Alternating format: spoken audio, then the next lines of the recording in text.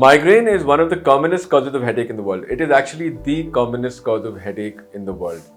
Migraine typically is thought to be an interplay between genes and the environment, which means that if a person has a predisposition to having these kind of headaches, if he is in an environment that causes headaches such as, let us say, not having had a meal on time, not having slept well, or traveled a long distance, sometimes these headaches will get aggravated.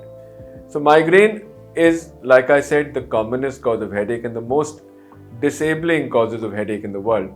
But there's a specific type of migraine which we call chronic migraine, which is even more disabling than the migraines that we understand. Now, chronic migraine is defined as headache for more than 15 days a month for at least 3 months of a total year. So it can be any 3 months of the year. It does not necessarily need to be 3 consecutive months. Out of these 15 days, out of 30 which a person has these headaches, 8 should be such that qualify as a typical migraine, in which means that the person must have nausea or vomiting, or light and sound must irritate them, and they must have these headaches which are aggravated by movement, and usually these headaches last about 4 to 72 hours. And on the other 7 days out of these 15, a person can only have heaviness of the head. Even that is sufficient to qualify as chronic migraine. Now, the problem with chronic migraine is that it's so disabling that people are practically unable to function normally. They are unable to perform any activities which are social or professional as a result of this. Another problem with chronic migraine is people tend to over-medicate. They do not get adequate relief with the available SOS medications and hence start taking more and more pills. And some of these medications will also result in increased headaches as a result of what we today understand to be medication overuse headache. So it's a vicious loop.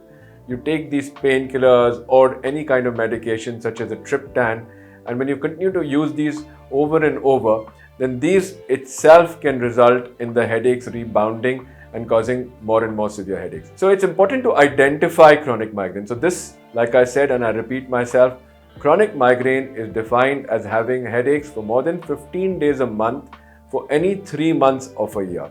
And if such is the case, then chronic migraine must be diagnosed. If a person is taking more than a certain amount of medications per month, combination analgesics or simple painkillers, which can be more than 10 or 15 days a month, then that also qualifies as medication overuse headache. So a person may be diagnosed with chronic migraine with or without medication overuse headache. Now, like I said, this is very, very debilitating, causes great personal and professional discomfort, losses to patients. So one must identify it. Now, what are the other problems with chronic migraine? Apart from the condition itself causing so much of problems, the fact that people are taking so many painkillers can result in different organs of the body getting affected.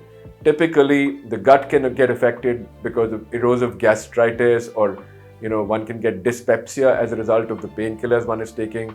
Sometimes overuse of painkillers can result in kidneys getting affected also. The typical migraine-specific pain medications such as triptans and vasograin can also cause side effects where the blood circulation of the heart can get affected, or sometimes, rarely, can cause strokes also because of their what we call vasoconstrictive effects, where they tend to narrow down blood vessels. So it's important to understand that these medications which are being taken by these people and overusing these medications itself can result in many harmful situations for the patient. Many organs can get affected, and that can itself be a problem for which patients end up coming to hospitals. So what can we do about this today? Like I said, the first is to appropriately diagnose the condition, explain to the patients that this medication overuse headache is going to be harmful, and help them wean off the medications. Some support medications can be started during this period of time. In today's day and date, the best medications that are available include botulinum toxin, which is used for chronic migraine. Now, this has been approved since 2012. Botox is an injection which is given every 3 months for at least 1 year to patients with chronic migraine. Now, the advantage of this is that it's a one-time session that takes about 15 to 20 minutes to do. It's an outpatient process. It is painless. The patient comes, is diagnosed, and is offered this therapy. They can go away after that and come back again after 3 months. And it's been seen that with this therapy, that at least 70% patients have 50% relief. So if you look at all the medication that are available for this condition, this is one of the most efficacious, most efficient medications that is available today. And I strongly urge all people who have this condition to meet their doctors, discuss their condition with them, and if they're appropriately diagnosed, consider using this therapy. Like I said, it's no longer considered a new therapy. It's been available worldwide for nearly a decade. It's available all over the world, Europe, USA, Canada, all over the world, as well as Asia and the Western world.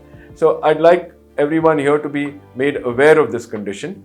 So I want to finally conclude by saying, one, chronic migraine is a condition that must be diagnosed and identified, because apart from the disability caused by the disease itself, the side effects of medications and the suffering caused by that can be tremendous for patients. If a patient is diagnosed appropriately and treated with appropriate medications such as botulinum toxin or Botox, they have a great deal of relief in their suffering and they can be managed appropriately. Thank you very much.